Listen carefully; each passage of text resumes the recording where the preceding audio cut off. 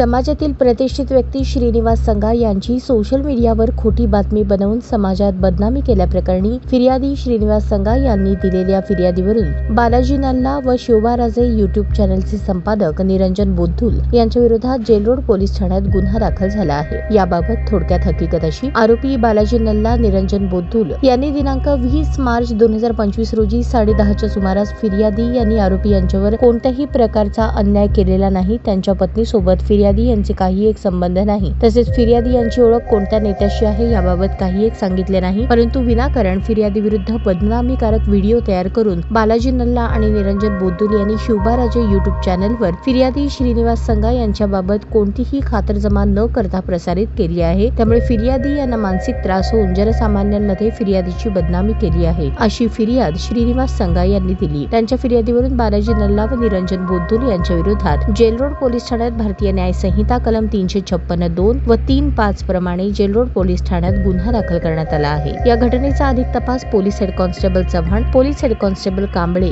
नेमणूक gel road police Thane हे करत आहेत। ताज्या बातम्या पाहण्यासाठी प्राईम महाराष्ट्र न्यूज चॅनलला सबस्क्राईब करा।